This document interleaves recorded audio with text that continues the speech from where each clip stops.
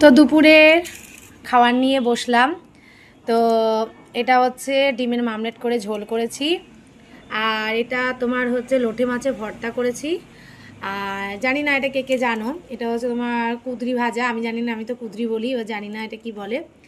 আর এটা করেছি হচ্ছে কচুর শাক দিয়ে, ইলিশ মাছের মাথা দিয়ে করেছি। তো চলো প্রথমে স্টার্ট করি হচ্ছে মোস্ট ফেভারিট আমাদের কচুর শাক। তো এবার খাবো হচ্ছে এই কুঁদরি ভাজা। এটা না রুটি দিয়ে হোক বা ভাত দিয়ে হোক দারুণ লাগে। এটার অনেক রোগ নিরাময় আছে, সুগারের জন্য অসম্ভব ভালো।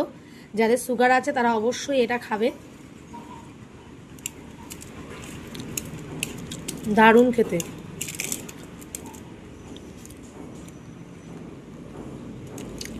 আর এটা হচ্ছে লোটে মাছের ভর্তা। তো চলো এটা খেয়েও তোমাদের দেখাই কীরকম হলো।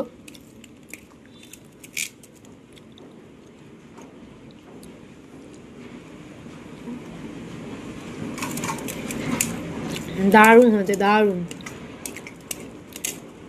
Just wow.